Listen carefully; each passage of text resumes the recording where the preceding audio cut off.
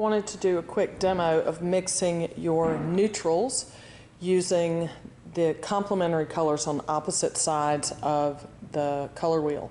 So what we're not mixing is gray. We were mixing a neutral that is, in this case with the orange and blue, it's neither orange nor blue, but in between. So I've got a little pile of orange and a little pile of blue, so I'm going to start on one side with a second little pile of orange, and to that I'm going to add a little bit of blue, and what that's going to do is it's going to create a mix that is still orange, but it's a little bit dull. So it's a muted orange. So it's not quite as saturated. So the three things that we can manipulate when we're talking about color is we can manipulate the hue, which is the actual color itself. We can manipulate the value, which is how light or dark it is, and we can manipulate the saturation or the chroma, which is how intense it is. So you can see here that this is still orange, but it's a little bit of a dull orange. So on the opposite side here, I'm going to take another little pile of my blue, and I'm going to add a little bit of my orange to that, so that what I will have again is a blue, but it's going to be a little bit muted.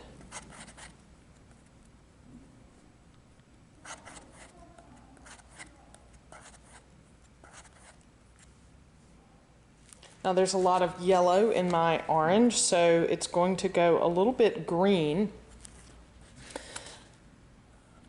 Also because this blue, you remember we talked about the undertones of the color, this cerulean blue leans a little towards the green. So what we're looking for in our middle or neutral mix here is a color that is neither orange nor blue. So something in the middle. It'll be sort of a neutral brownish tone, but we're not going to call it brown. We're going to call it a chromatic neutral. So that's still, to my eye, leaning a little towards my orange. So I'm going to go over here, I'm going to pick up a little more blue and see if I can get right in the middle, where I can't tell you by looking at it if it's more one or more the other.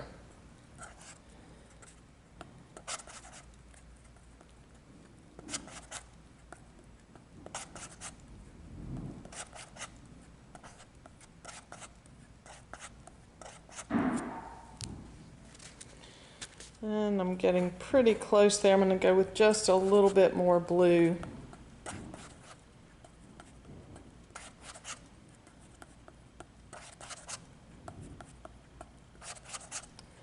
So when I look at this color now, it really is close to being that neutral in the center, where if I were looking at it by itself, I couldn't say it's orange or blue. So then on my color wheel, I've got my orange that I mixed here and my primary blue, and I've used the same colors in all of my mixes. So for this color wheel, I've used cadmium yellow light, cadmium red medium, and cerulean blue. So that's what I've used to mix my green, my orange, and my violet.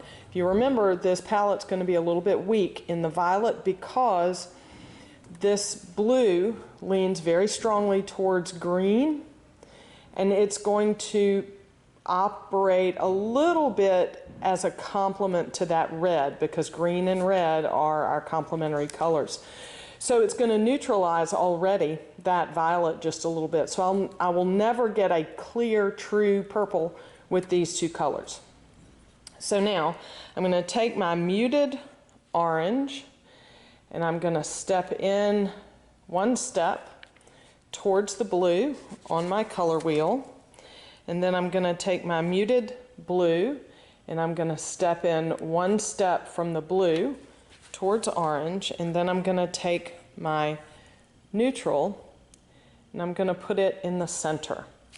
So you can see how you can get a really interesting range of saturation going from the pure chroma, from the blue and the orange. So now we'll go with the red and the green.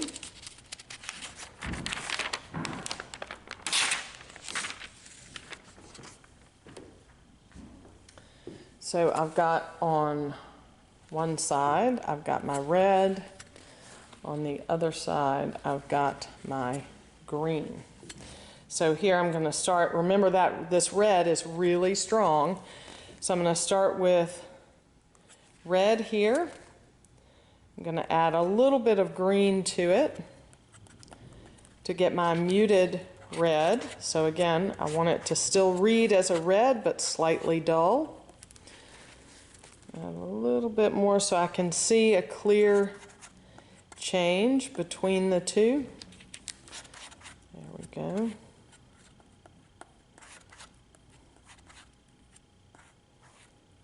I think I'll go a little bit more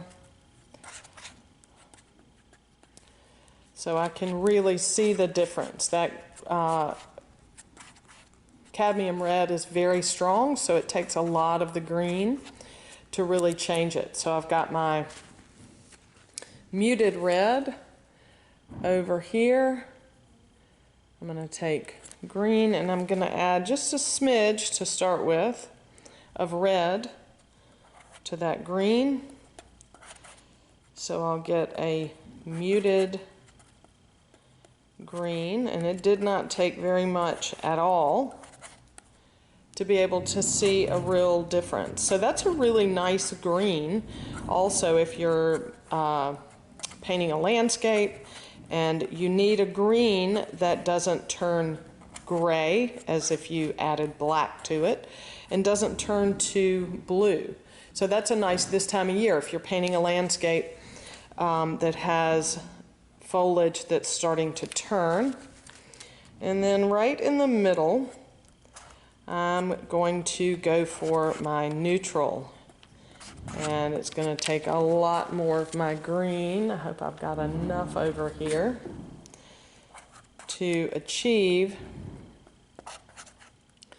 that neutral. Ooh, I might have to mix a little more green. It's getting there, but that still definitely is pulling towards the red if I look at it next to my muted red and next to my muted green. So looks like I've got to mix a little more green.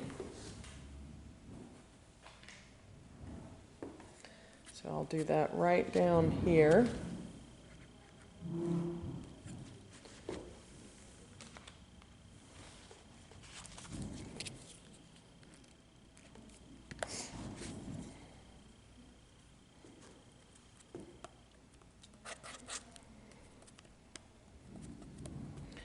And I'll make that mix close to what I had before. That's a little bit yellow. So I need a little more blue added to that.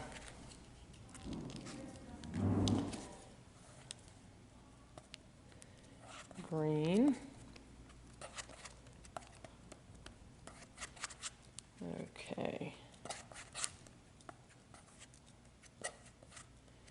There we go.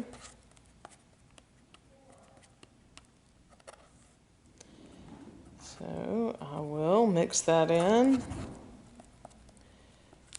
See if I can get to that neutral that is neither red nor green. Scoop up the rest of my green. So when you're doing this, it really sort of teaches you about the strength of the different colors and gives you a real toolbox of different colors that you can use. So we may have gone slightly back towards the green, but I want to be really careful here in adding a little bit more red to that I don't go too far, because it would be easy to do that with that strong, highly pigmented red that mixes very powerfully. Go a little bit more. And that's pretty good, I think, for my neutral. So when I go up here and in between my red and green, I'm going to put a little dab of that neutral, and you'll notice it's pretty close to the neutral I'd already mixed with my orange and blue. That's what we're going for, is that all of our neutrals kind of operate in a similar way. So here is my muted red, and then here is my muted green. So again, I've got this nice range of saturation going from red to green. Let me move that red over just a little bit. There we go. And then I've got the yellow and the violet.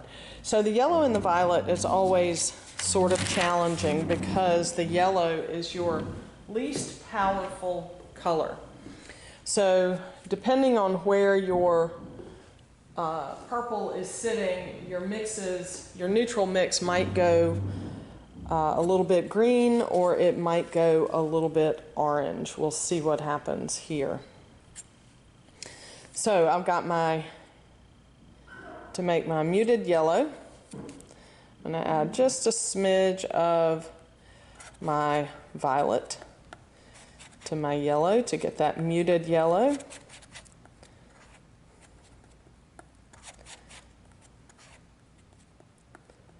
Okay, that didn't take much at all. So then on the violet end,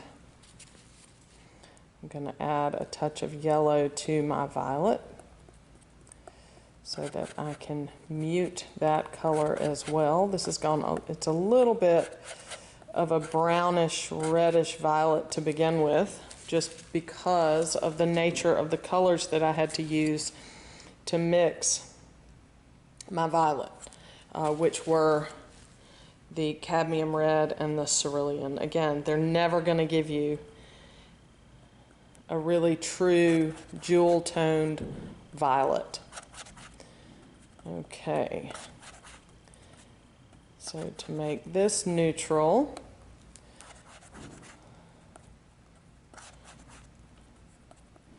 so it feels a little bit yellow to me. I'm going to scoop up a little more of my violet, try to get that right in the middle so that it's neither one nor the other.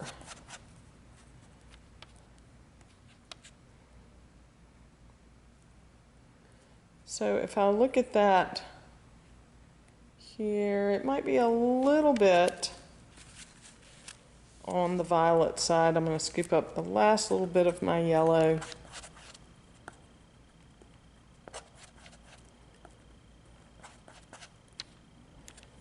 So then if I look at this in isolation, it isn't one or the other.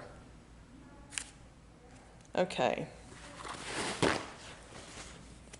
So my muted yellow is going to go right up there. My muted purple is going to go right there.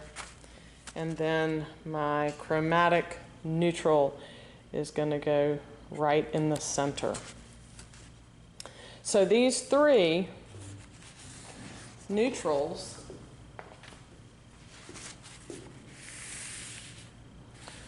are very similar.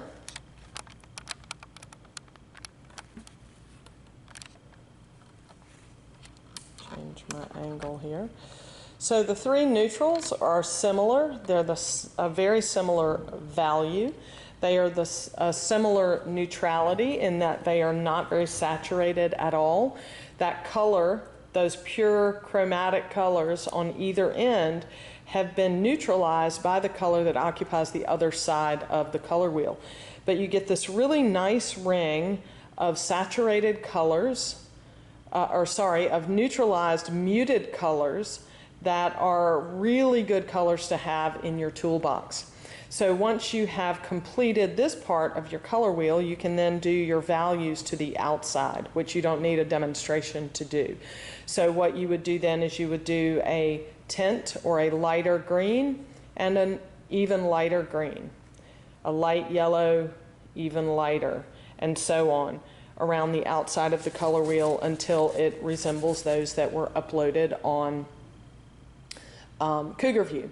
So this one again used cadmium yellow light, cerulean blue, and cadmium red medium. These three colors do not change those three colors on this color wheel.